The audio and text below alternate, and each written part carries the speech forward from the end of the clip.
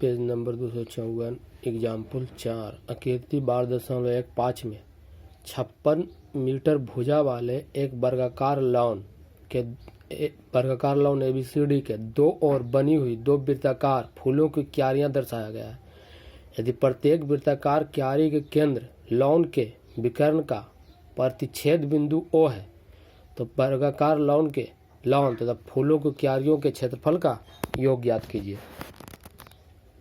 मतलब एक वर्गाकार लॉन है ABCD और ये है जो फूल का क्यारी वृत्ताकार फूल को क्यारी है, इधर वृत्ताकार फूल की क्यारी है। अब वर्गाकार लॉन जो है उसका भुजा 56 है और इसका जो दिया हुआ है विकर्ण और ये भी विकर्ण है। तो इसमें रूल है क्या कि वर्ग में विकर्ण प्रत्येक वर्ग विकर्ण जो एक दूसरे को 90 डिग्री पर समद्विभाजित करता है। ठीक है, तो फूल के क्यारी वर्गाकार लॉन जो है पूरा का एरिया हमको ज्ञात करना है। तो पहले का मान 56 है तो वर्ग के क्षेत्रफल निकाल देते हैं। तो भुजा स्क्वायर 56 गुना 56 3136 आ जाएगा। अब ये जो फूल के क्यारी है यहाँ से अगर हम चलते हैं ऐसे तो यह एक त्रिज्यखंड बन गया और ये जो रंगे हैं एक वृत्तखंड है तो हमको वृत्तखंड का क्षेत्रफल निकालना होगा। तो एक वृत्तखंड इधर है एक वृत्तखंड इधर है दो गो, और इसमें जो यहाँ पर जो एंगल बन रहा है ये 90 डिग्री बन रहा है। तो वृत्तखंड का जो एंगल हो जाएगा केंद्र पर का कोण वो थीटा व 90 डिग्री हो जाएगा। अब इसका मेन ज्ञात करना है त्रिज्या। तो त्रिज्या कैसे निकलेगा? तो वर्ग के ये जो विकर्ण है ये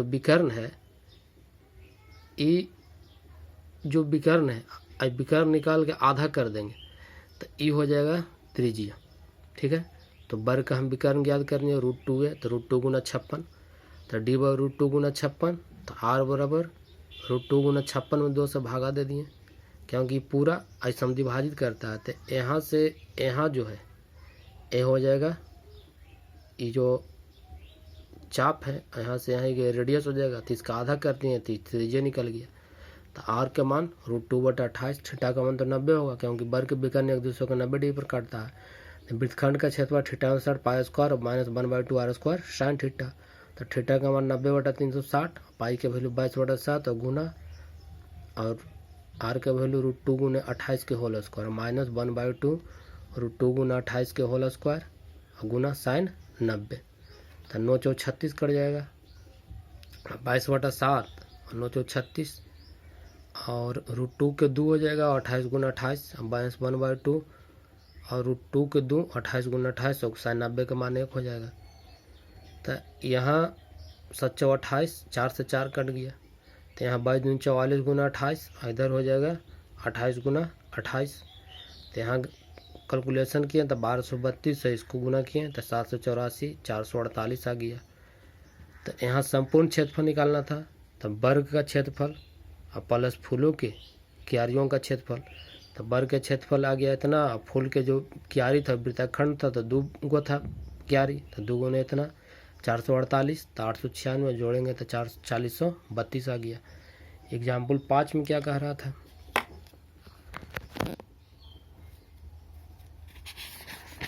एग्जाम्पल 5 में है कि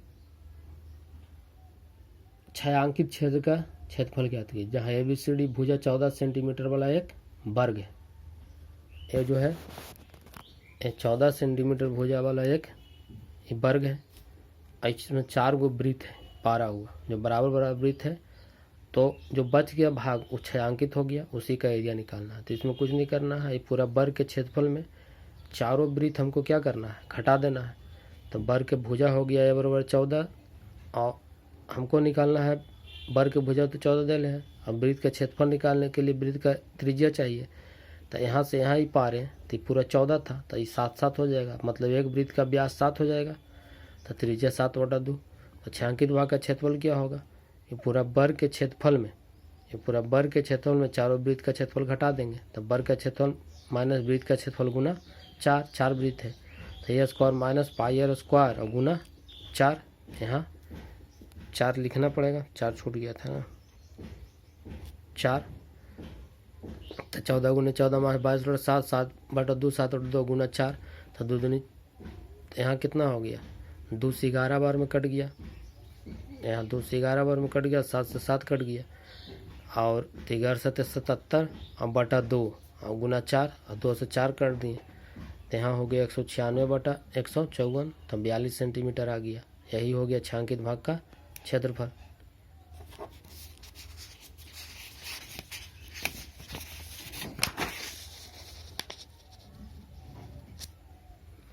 एग्जाम्पल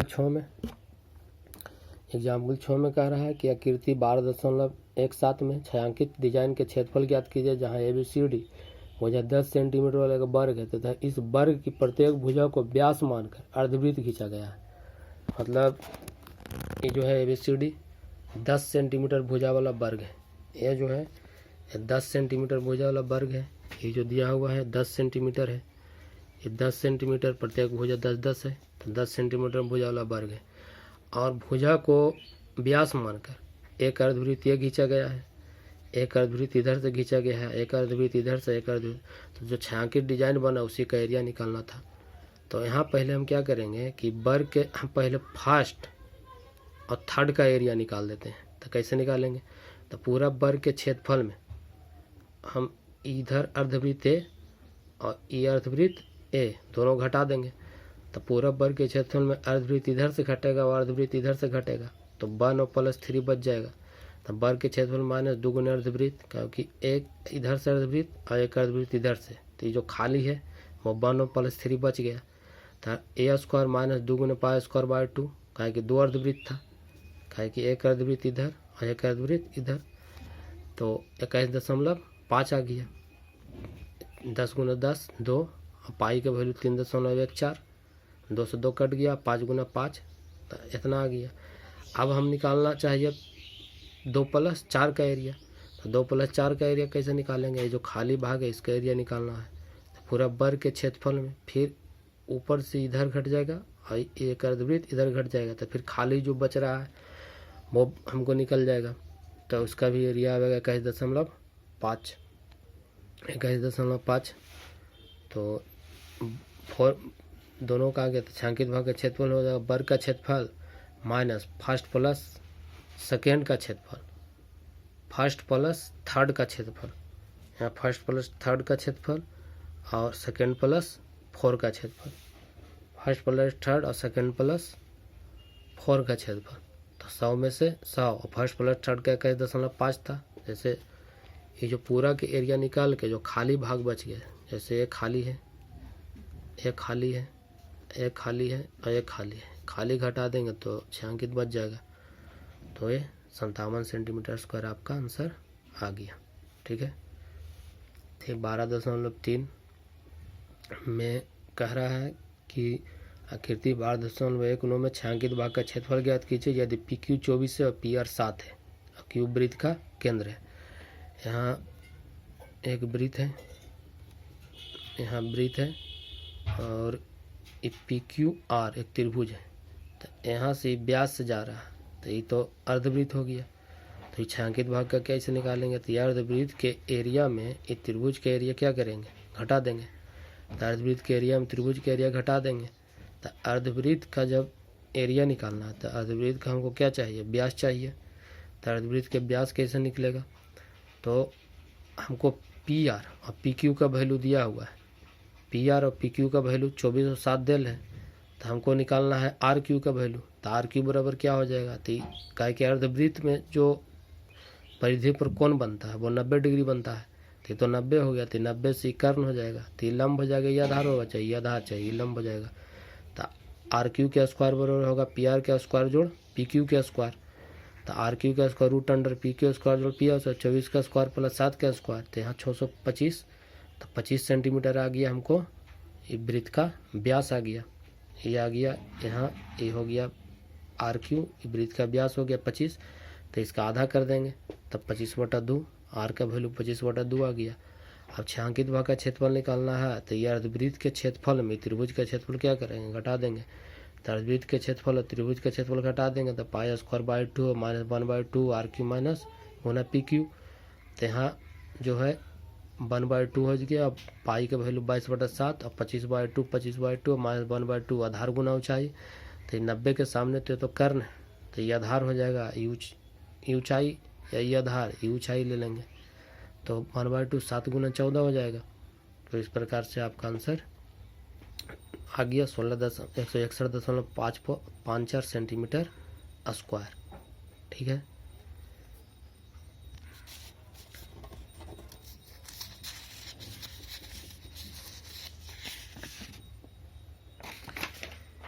फिर दूसरा क्वेश्चन में कह रहा है कि आकृति 12.3 में दूसरा सवाल 12.20 छायांकित भाग का क्षेत्रफल ज्ञात कीजिए यदि केंद्र O वाले दो सकेंद्रीय वृत्तों की त्रिज्याएं क्रमशः 7 सेंटीमीटर और 14 सेंटीमीटर है।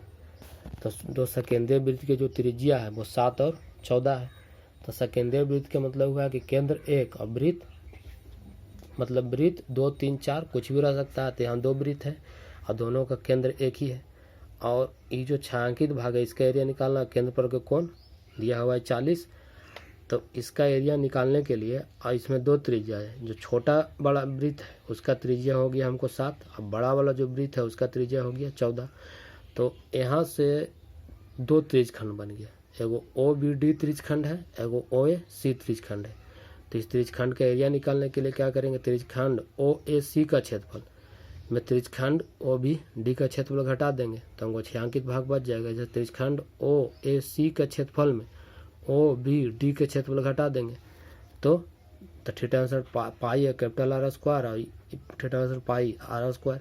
तो थीटा आंसर पाई कॉमन हो गया था, capital R square minus R square. तो 40 था केंद्र पर के कोण, तो 40/360 और 22/7 14 का स्क्वायर 7 का स्क्वायर। तो यहाँ 40 नंबर 360 कट जाएगा तो 22 9 7 63 196 हो जाएगा, 7 49 तो 147। तो यहाँ काट देंगे 7 नंबर 63 और 61 47 से, फिर 3 से 3 3 9 7 21 तो 22 7 54 से बटा 3 आ जाएगा। फिर तीसरा क्वेश्चन क्या कह रहा है कि छायांकित भाग का इसमें क्षेत्रफल निकालना है यदि ABCD 14 सेंटीमीटर भुजा वाला एक वर्ग है और इसमें APD और BPC 2 अर्धवृत्त है। जो अर्धवृत्त खींचा गया है वर्ग के भुजा को व्यास मानकर खींचा गया है। तो A के वैल्यू 14 हो गया, ये वर्ग के भुजा हो गया, और D के जो है ये क्या है, ये व्यास है, अर्धवृत्त का व्यास। तो त्रिज्या हो जाएगा 7। छायांकित भाग का क्षेत्रफल निकालना है तो वर्ग के क्षेत्रफल में दोनों अर्धवृत्त का क्षेत्रफल क्या करेंगे, घटा देंगे। तो वर्ग का क्षेत्रफल A स्क्वायर और 2 गुना पाई स्क्वायर बाई 2, तो 2 से 2 कट गया। तो 14 का स्क्वायर और 2 से 2 कट गया 22/7 यहाँ। तो यहाँ आ गया 196/154 मतलब 42 सेंटीमीटर। बस सिंपल था, ये वर्ग के क्षेत्रफल में दोनों अर्धवृत्त का क्षेत्रफल घटा देना था, हो गया आंसर।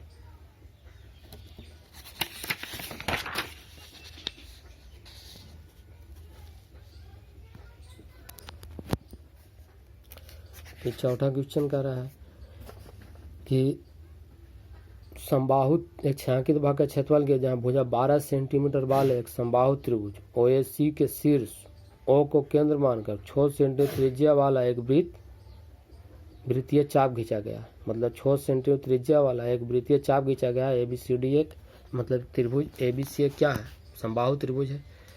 मतलब ABC एक समबाहु त्रिभुज है और यहाँ से एक वृत्तीय चाप खींचा गया है। तो इस छायांकित भाग का क्षेत्रफल निकालना है। तो यहाँ तो हमको त्रिभुज का भुजा 12 है, R का वैल्यू 6 सेंटीमीटर त्रिज्या दे ले। अब केंद्र पर का कोण कितना होगा, 60 डिग्री। क्यों, कैसा त्रिभुज है, समबाहु त्रिभुज। समबाहु त्रिभुज में केंद्र पर का कोण है जो 60 डिग्री बनता है। तो इसमें क्या करेंगे कि यहाँ से ये जो भाग है, जो ई जो है इतना, ये दीर्घ त्रिज्यखंड हो गया, आई हो गया समबाहु त्रिभुज। तो क्या करेंगे, दीर्घ त्रिज्यखंड के क्षेत्रफल और जोड़ दीर्घ त्रिज्यखंड के क्षेत्रफल और जोड़ समबाहु त्रिभुज के क्षेत्रफल। दीर्घ त्रिज्यखंड के क्षेत्रफल और समबाहु त्रिभुज के क्षेत्रफल को क्या करेंगे, जोड़ देंगे। दीर्घ त्रिज्यखंड के क्षेत्रफल समबाहु त्रिभुज के क्षेत्रफल जोड़ देंगे तो दीर्घ त्रिज्यखंड का क्षेत्रफल हो जाएगा कितना, दीर्घ त्रिज्यखंड का क्षेत्रफल हो जाएगा हमको 360 minus theta answer pi square और त्रिभुज √3/4 गुना भुजा स्क्वायर।